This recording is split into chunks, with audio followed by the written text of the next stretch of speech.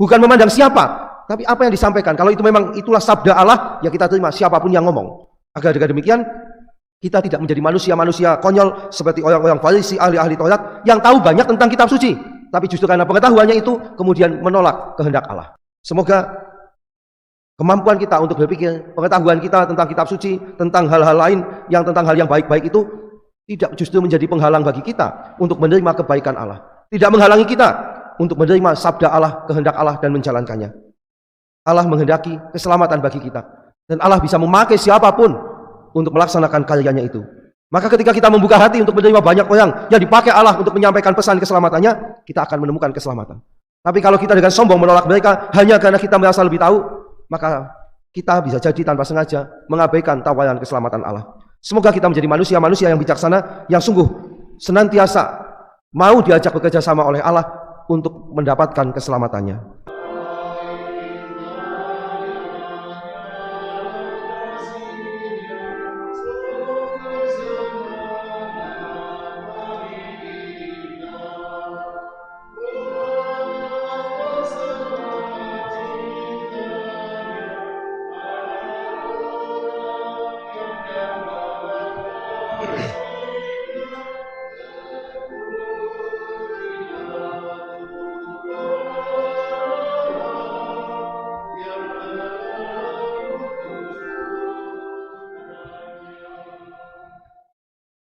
Dalam nama Bapa dan Putra dan Roh Kudus, Tuhan bersamamu. Bapak Ibu para saudara sekalian yang terkasih, selamat pagi. Ketika seorang utusan mengalami penolakan, dia memiliki dua pilihan, apakah dia tetap akan bertahan menjalankan tugas berutusannya, ataukah dia akan menyerah. Allah menghendaki supaya dengan bantuan rahmat Allah, dia melanjutkan tugasnya, agar dengan demikian karya keselamatan Allah semakin dirasakan oleh banyak orang. Marilah kita awali perayaan kita ini dengan menyesali dosa kita. Kita mohon belas kasih pengampunan Tuhan supaya kita semakin layak di hadapannya. Saudara sekalian yang terkasih, menyampaikan kebenaran sekali lagi ternyata bukan hal yang mudah ketika kebenaran itu tidak sesuai dengan selera mereka yang mendengarnya. Yeremia mengalami sungguh penolakan karena apa yang disampaikan oleh Yeremia yang diyakini sebagai perintah Yahweh kepadanya ternyata tidak sesuai dengan yang diinginkan oleh manusia-manusia yang hidup pada zaman itu. Maka kendati yang disampaikan Yeremia itu kebenaran, toh kebenaran itu ditolak. Sama dengan Yesus. Yesus menyampaikan kebenaran. Tetapi karena yang disampaikan Yesus dan pribadi Yesus itu tidak sesuai dengan yang diharapkan, dia pun ditolak. Kalau kita lihat bacaan tadi, bacaan Injil, ketika Yesus mengajar di Yerusalem, sebetulnya beberapa orang sudah mengagumi dia. Mendengarkan kata-kata Yesus, mereka mengambil kesimpulan, dia ini sungguh-sungguh nabi yang akan datang. Dia ini Mesias. Sampai di situ sebetulnya aman-aman saja. Tapi ketika mereka mulai melihat, loh, Yesus ini kok dari Galilea? Tidak sesuai dengan gambaran mereka tentang seorang Mesias yang mereka pelajari dari kitab suci. Bahwa Mesias itu bukan dari Galilea, tapi dari orang yang lahir di Bethlehem, kampung di mana Daud dulu tinggal, karena ia adalah keturunan Daud. Maka kemudian ditolak. Persoalannya kan ditolak bukan karena ajarannya terutama, tapi karena Yesus dari Galilea. Dan itu tidak sesuai dengan harapan mereka, dengan bayangan mereka tentang seorang Mesias. Maka Yesus pun ditolak. Hal yang sama bisa jadi akan kita alami, walaupun kita menyampaikan kebenaran yang hakiki sekalipun, tapi ketika yang kita sampaikan itu tidak sesuai dengan harapan mereka, tidak sesuai dengan bayangan mereka, bisa jadi kita pun akan ditolak. Saudara sekalian yang terkasih, penolakan itu sekali lagi karena tidak sesuai dengan keinginan mereka. Tapi kalau kita lihat lebih lanjut, bahkan Nikodemus pun itu diprotes juga. Kenapa? Karena dia dianggap tidak membaca kitab suci, tidak tahu tentang kitab suci. Apakah engkau juga orang Galilea? Selidikilah kitab suci dan engkau akan tahu bahwa tidak ada nabi yang datang dari Galilea. Hati-hati, karena bisa jadi kita sekali-kali juga atau bahkan mungkin sering kita berada dalam posisi sebagai yang menolak, bukan saja yang ditolak, tetapi yang menolak. Pada hari Kamis yang lalu Om Mardi mengingatkan kita, hati-hati, jangan-jangan kita sering menolak Tuhan tanpa kita sadari. Menolak karena kita merasa lebih tahu yang mestinya begini. Maka ketika tidak sesuai yang mestinya itu, lalu kita tolak. Orang menolak bukan karena tidak tahu, tapi karena terlalu merasa banyak tahu. Ya ini kan orang-orang Yahudi, ahli-ahli Taurat, orang yang tahu kitab suci. Maka dengan pengetahuannya justru mereka menolak Yesus. Sekali lagi karena tidak sesuai dengan apa yang mereka tangkap, yang mereka ketahui tentang Yesus.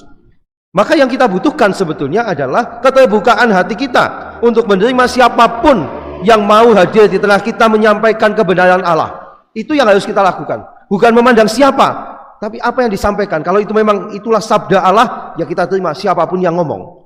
Agar dengan demikian kita tidak menjadi manusia-manusia konyol seperti orang-orang Farisi, ahli-ahli Taurat yang tahu banyak tentang kitab suci, tapi justru karena pengetahuannya itu kemudian menolak kehendak Allah. Semoga kemampuan kita untuk berpikir, pengetahuan kita tentang kitab suci, tentang hal-hal lain tentang hal yang baik-baik itu tidak justru menjadi penghalang bagi kita untuk menerima kebaikan Allah. Tidak menghalangi kita untuk menerima sabda Allah, kehendak Allah dan menjalankannya. Allah menghendaki keselamatan bagi kita, dan Allah bisa memakai siapapun untuk melaksanakan karyanya itu. Maka ketika kita membuka hati untuk menerima banyak orang yang dipakai Allah untuk menyampaikan pesan keselamatannya, kita akan menemukan keselamatan. Tapi kalau kita dengan sombong menolak mereka hanya karena kita merasa lebih tahu, maka kita bisa jadi tanpa sengaja mengabaikan tawaran keselamatan Allah. Semoga kita menjadi manusia-manusia yang bijaksana, yang sungguh senantiasa mau diajak bekerja sama oleh Allah untuk mendapatkan keselamatannya. Amin. Kita mendoakan doa untuk para imam. Mari kita doakan bersama. Allah Bapa Maha Pengasih dan Penyayang, pandanglah wajah Kristus Putramu, Imam Agung Abadi. Demi cinta kasih-Mu kepadanya kami memohon, limpahkanlah belas kasih-Mu kepada para imam. Ingatlah ya Bapa, para imam kami adalah manusia biasa dengan segala kekuatan dan kelemahannya. Selalu dalam diri mereka rahmat panggilan yang telah Kau limpahkan dan Kau resmikan dengan urapan Roh Kudus dan penumpangan tangan uskup sewaktu tahbisan. Dalam mereka agar selalu dekat denganmu, mampu menjadi tanda dan sarana persahabatan maupun persaudaraan sejati dalam gereja dari agama manapun. Jauhkanlah mereka dari segala sesuatu yang mengasingkan mereka darimu dan dari persekutuan umatmu.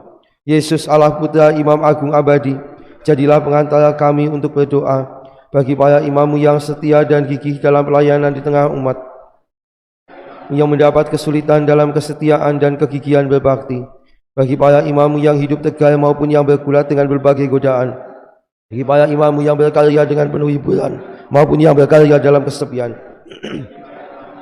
di tengah keramaian kota maupun yang di pelosok-pelosok, bagi para imammu yang masih muda, yang tengah umur maupun yang sudah lanjut usia, bagi para imammu yang sehat maupun yang sedang sakit, bahkan yang menghadapi ajalnya, bagi para imammu dalam keadaan apapun juga.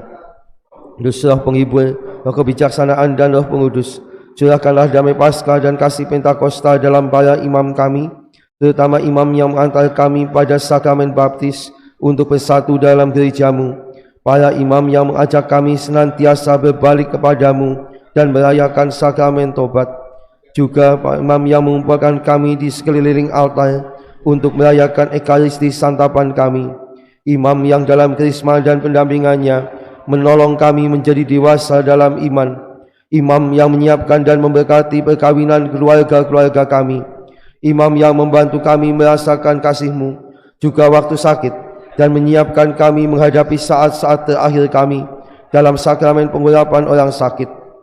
Semua imam yang bersama kami berusaha menjadi tanda dan sarana hadirnya kerajaan surga di tengah masyarakat kami. Bunda Maria Ratu para imam, dampingi dan doakan kami bersama para imam kami kini dan sepanjang segala masa. Amin. Marilah wartakan misteri iman kita. Setiap kali kami makan roti ini dan minum dari piala ini, Tuhan, kami wartakan hingga Engkau datang. Tuhan bersamamu. Allah yang Maha Kuasa senantiasa membimbing, melindungi, memberkati kita, keluarga kita dan semua orang yang berkehendak baik, Bapa dan Putra dan Roh Kudus. Saudara sekalian, pergilah, misa sudah selesai.